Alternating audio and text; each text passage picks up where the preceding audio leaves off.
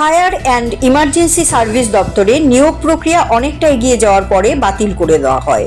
যদিও চাকরি প্রত্যাশী বেকার যুবকেরা এখনো আশায় আছে পুনরায় নিয়োগ প্রক্রিয়া শুরু হবে। দপ্তর থেকে নাকি এই আশ্বাসই দেওয়া হয়েছিল। আর এই আশ্বাসকে পুঁজি করে কিছুদিন পর পর দপ্তরের প্রধান কার্যালয়ে গিয়ে ধর্ণা দিচ্ছে চাকরি প্রত্যাশী বেকার যুবকেরা। সোমবারও দেখা যায় একাংশ বেকার যুবকেরা ফায়ার সার্ভিস চৌমুহনী সংলগ্ন দপ্তরের প্রধান কার্যালয়ের সামনে গিয়ে ধর্ণা দেয়। তাদের দাবি পুনরায় যেন দপ্তরে নিয়োগ প্রক্রিয়া শুরু হয়। ফায়ার অ্যান্ড ইমার্জেন্সি দপ্তরে কর্মী স্বল্পতা রয়েছে বলে অভিযোগ করেন তারা। আর এই কর্মী স্বল্পতার কারণেই নাকি চাকমাঘাটে লরি চালককে বাঁচানো যায়নি। দপ্তরে অবিলম্বে নিয়োগ প্রক্রিয়া শুরু করার দাবিতে মুখ্যমন্ত্রীর দৃষ্টি আকর্ষণ করেন তারা। উল্লেখ্য, 2022 সালে এই দপ্তরে নিয়োগ প্রক্রিয়া শুরু হয়েছিল। শারীরিক পরীক্ষার পর লিখিত পরীক্ষাও হয়, কিন্তু তারপর লিখিত পরীক্ষার ফল প্রকাশ না করে পুরো নিয়োগ প্রক্রিয়া বাতিল করে দেওয়া হয়। আমরা 3 বছর হয়ে গেছে যে একটা ফায়ার সার্ভিসের রিক্রুটমেন্ট কমপ্লিট হতে, তাহলে আমরা দেখছি যে ত্রিপুরা রাজ্যের মধ্যে একটা হিস্ট্রিক্যাল ব্যাপার হয়ে গেছে যে ফায়ার সার্ভিস বিষয় নিয়ে সেটা যে একটা 3 বছর যাবৎ ঝুলন্ত রয়েছে, যে ধীরগতিতে কচ্ছপ যেভাবে চলে সেইভাবে আমাদের ফায়ার সার্ভিসটার প্রচেষ্টা চলতেছে। তাহলে অন্যান্য যে কমপ্লিট যে কোনো ডিপার্টমেন্ট বলুক সব কিছুই ঠিকভাবে চলছে এবং ঠিকভাবে হচ্ছে।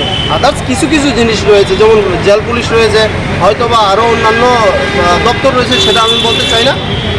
আমাদের যে রাজ্যে কিছুদিন আগে মিহিরলাল দেবনাথের একটা স্পট ডেট হয়েছে বা 5 ঘন্টা পরে ডেট হয়েছে, দেখছে সবাই দেখেছেন কেমন একটা অবস্থা হয়েছে, 5 ঘন্টা ধরে রেস্কিউ হয়নি।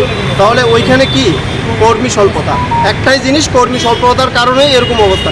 শিফটিং ডিউটি দিচ্ছে, 3 শিফটিংয়ে একই পার্সন 3টা শিফটিং করছে, তাহলে ওই ব্যক্তিটা কিভাবে গিয়ে সেটা আরেকটা রেস্কিউ করবে? আমাদের জেনারেল নলেজ থাকা দরকার ওই বিষয়টা নিয়ে। যে সাধারণ মানুষ যারা পরিশ্রম করে, একটা শিফটিংয়ে পরিশ্রম করে, তাকে দ্বিতীয় শিফটিং করানো হচ্ছে এবং ওই 3 ঘন্টার মধ্যে একটা অ্যাক্সিডেন্ট হয়েছে। ওই পরিশ্রমের সময় হয়তো বা ডিউটি করার সময় ওইখানে গিয়ে সে কীভাবে আরেকটা রেস্কিউ করবে সেটা নলেজে থাকা দরকার।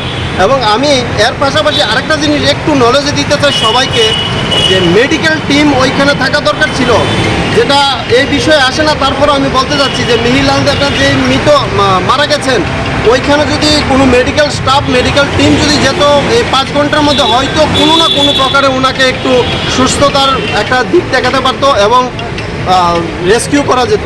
আচ্ছা, যাই হোক, সেটা হচ্ছে আলাদা বিষয়। কিন্তু আমরা যা দেখতে পাচ্ছি যে আমাদের এই রাজ্যে আজকে 3 বছর ধরে এই ফায়ার সার্ভিসের প্রসেস ঝুলে রয়েছে। তাহলে আমরা যারা বেকার রয়েছি তারা কতদিন আর এই বেকারত্বের জীবন বাস করবো?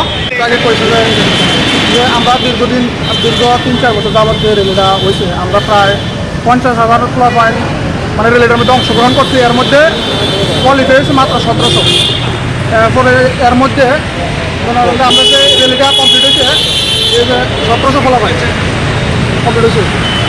কোয়ালিফাইয়ের পরে আমরা যে সরকারের কাছে এরকম পর্যায়ে দাঁড়ায় গেছি, মানে আমরা সরকারের কাছে অনুরোধের ভাষা কীভাবে অনুরোধ করলে যে সরকার শুনবো আপনার কথা, কোন ভাষা অনুরোধ করলে আমরা তো এর ভাষা হারাই ফেলাচ্ছি।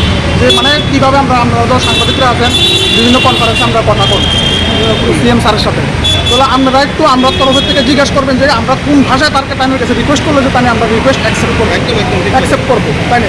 আমরা এর 50,000 লোক মানে কত টাফেস্ট ইন্টারভিউ আমরা রিটার্ন করে কোয়ালিফাই করে আজকে এখানে দাঁড়াইছি। আমরা হকটার লাগিয়ে দিকে দাঁড়াইছি। আমরা এই হকের লাগিয়ে রোডের মধ্যে দাঁড়াইতে হইতেছে। আজকে এই সরকারের আমলে ডিজিটাল ত্রিপুরা সরকারের আমলে আমরা দাঁড়াতে হইতেছে। তো আমার একটা অনুরোধ থাকবে আপনার কাছে যে আপনারা মানে সিএম স্যারকে জিজ্ঞেস করবেন যে মানে আমরা কী ভাষায় তাদের কাছে যে অনুরোধ করলে তাই আপনাদের অনুরোধটা রাখবে বা এফআরবিতে আমাদের অনুরোধটা রাখবে। Siri TV, channel for news and entertainment.